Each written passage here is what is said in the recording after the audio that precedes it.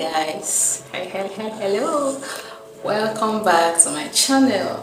I have missed you guys. Like, I've been so busy all week and I've not been able to film. I've not been able to really come up with something, but today I said I have some lovely people that are waiting to watch me, that are waiting to hear from me, so I gotta do this. So if you've been following me, you realize that I'm doing a series on relationship, Christian dating, and everything Christian dating. And today I'm going to be talking about a very important topic. I'm actually going to be answering a question. I'm going to be asking a question on the minds of young Christian men and women, young Christian people. They're asking a question, and that question is: subscribe if you want to know what the question is. Okay, so a lot of young Christian people that are dating, that are in one form of relationship or the other, they are asking a question. After all, I'm going to marry this person, I'm going to spend the rest of my life with this person, and they are saying, why can't I have sex with this person? I'm dating this person, I love this person, I'm attracted to this person, my whole being cries out to this person. Why can't I have sex with this person? Why can't I have sex with my man? Why can't I have sex with my fiance? Why can't I have sex with my fiance? Stay with me and you're going to find out why. Let's dive right into the video.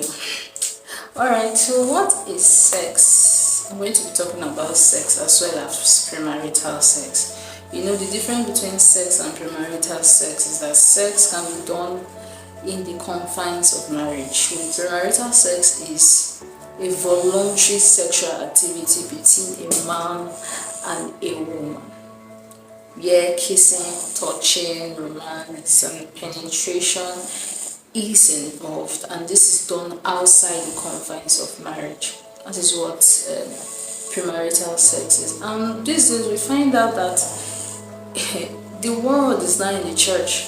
You see church leaders having sex and all of that. So people now see it as a normal thing. People now see it as, oh, after all, everybody is doing it. And you see two Christians that are in a relationship and they are involved in premarital sex. You see the brother is in ushering department, the sister is in the choir, they are engaged and they are having sex. This is not supposed to be. It's not supposed to be so. Sex before marriage is a perfection, it's a perfection, and God frowns at it. God frowns at it. God frowns at it. Permit me to read from the Bible, 1 Corinthians 6:18-20. I'm paraphrasing. It was actually talking about how our bodies are the temples of God, and we should not defile our bodies. But Christians no longer see this as something that is not right. God frowns at it. God frowns at fornication. The Bible said you are one with God. It's just like cheating on God, like you're not yet married to this person and you're sleeping with him, you're sleeping with her. I need us to understand that sexual purity is not old-fashioned, like many people think, or like many people are saying. It is still the in thing, and God is still saying we should keep ourselves holy, we should keep ourselves pure. Keep your bed undefiled till that wedding night, till that day that you are properly joined to this man and both of you can enjoy the sex for life. I have not come to judge you, right? But what I'm here to say is that I believe there are ways that certain things can be handled. I believe there are ways that certain things can be handled. And I believe that some people really want to stay pure, some people really want to have this sexual purity. But based on the condition they find themselves and the environment they find themselves, that they keep falling every time. So what causes premarital sex before marriage? I've outlined some things down and I'm going to be sharing with you so that you will know what causes it and how to avoid them. Number one thing that causes premarital sex that make you have sex even when you don't really want to. Number one, what you expose yourself to. What do you expose yourself to? A lot of us will go to social media, we see some link pop up, pornography link, and we'll go ahead and click on it. You shouldn't do that. If you want to keep your mind sane, if you want to keep your mind pure, don't get involved in watching pornography. There are some social media handles, social media sites you should not check, you should not really look into. Be careful of what you get yourself exposed to. The mind is a gate, your eyes are gates. Be careful of what you expose your eyes to. Don't get involved in reading sexual magazines that will stir you up. Number two, some people go ahead to cohabit. You know you love this person, you're attracted to this person. You cohabit with him. Just like giving yam to a goat and you expect the goat not to eat that yam. People have emotions. You have emotions, and some don't even stay together, but they spend weekends together. You go to the guy's house, you enter his bathroom, you change into your towel, and you finish bathing. You come and start rubbing your cream on your body right before him. You're stirring up a fire that you cannot quench, and when fire starts burning, it is difficult for you to quench it. Please do not cohabit. Do not cohabit if you don't want to defile your bed before marriage. Number three, curiosity. Some people are curious. They want to know, oh, how does he perform in bed? They want to know how he performs in bed. As a Christian, you are not allowed to test. Don't taste. Don't taste. Don't taste. Please. If you want any clarity or anything, you guys should go for medical test. Go for medical test, please. Don't say I want to know if you can handle me well on bed. Because when I marry now, I'll now find that you can. Please go for medical checkups and find out if you can handle you on bed. I know there are different types of medical tests you can carry out to find out these things. Alright. Number four, peer pressure. You have some kind of crazy friends that tell you, so you mean you've not slept with that girl, you mean you've not slept with that guy, and they start putting all kind of ideas in your mind. So be careful of the kind of people you call your friends. Be careful of the kind of people that are in your association, that are in your circle of influence. Be careful. Let's talk about consequences of having premarital sex. People just feel, okay, it's just normal, I just like him, I have sex with this one, nothing is happening to me. I need you to understand that there are consequences to having sex with your partner before getting married. Number one, consequence of having premarital sex. Number one, premarital sex open you up to other kind of attacks from the devil. Because that's like a door that you have opened and you have given him access into your life. Before you know, it starts affecting your mental health. Before you know, it starts affecting your finances. It starts affecting everything that concerns you. So premarital sex, having sex before marriage, opens you up to other attack. Before you know, sickness and some things you can't even deal with. Oh, right. Let's go to number two.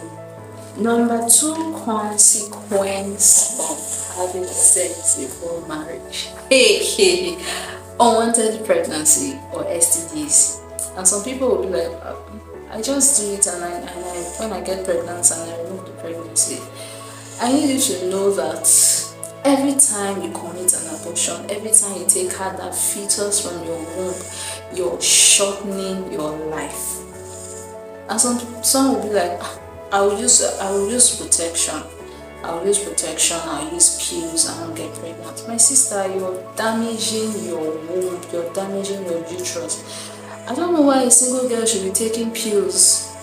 Because a time will come when you will need those children, and most times it is now difficult for you to conceive, and you start going from one prayer house to the other and from one hospital to the other. So it is better you don't get involved at all. It's better you don't get involved. Number 3 consequence of unwanted pregnancy. This one is a very serious one. Guilty conscience. Guilty conscience. Every time there's an altar call, you may not come out to raise your hand in church, but every time there's an altar call, you keep giving your life to Christ all over again, and the next time you still commit fornication, you come back, you give your life to Christ. You're guilty, you're always guilty, you can't even face God. Even when you come to the place of prayer, the devil will tell you you committed fornication yesterday, you slept with that guy yesterday, and you just go out of that place because you can't even challenge him, because you know that what you're doing is wrong. So premarital sex makes you guilty. Number 4, premarital sex, having premarital sex affects your self-esteem.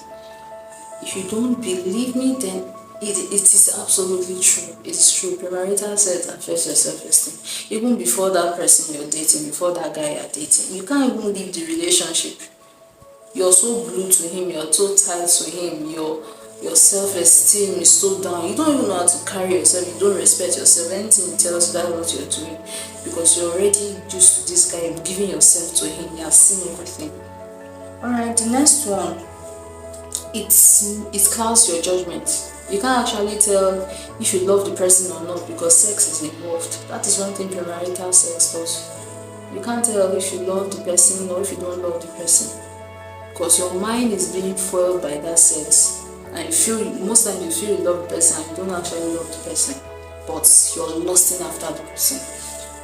Okay, so the 16 I wrote here is soul tie. Hey, this one is a very, very serious one. Soul tie is very, very serious. Okay, I'll just talk about what soul tie is. Okay, you can actually find out in Genesis 2:24, where the Bible was talking about how a man shall cleave to his wife and shall become one flesh.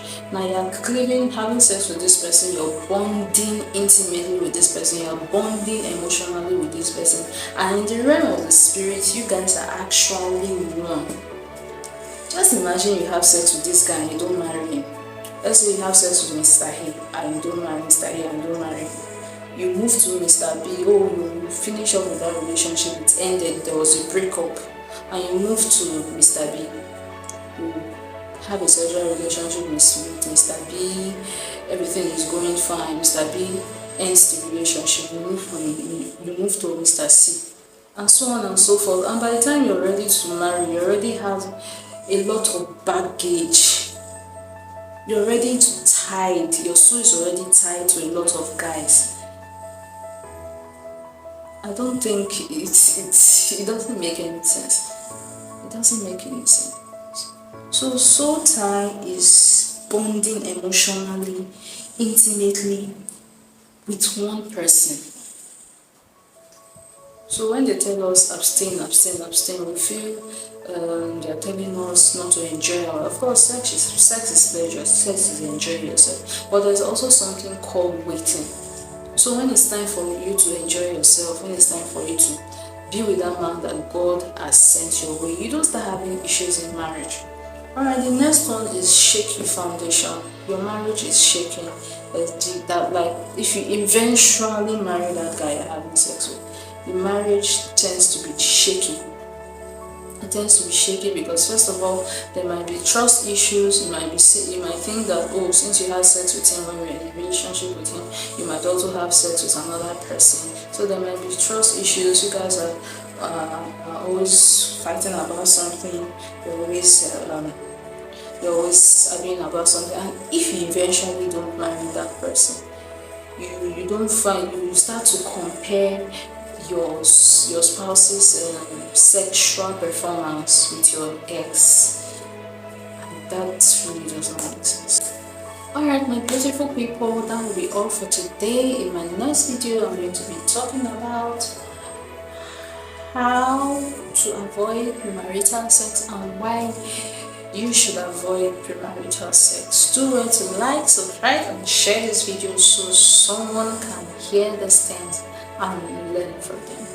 Thank you for watching.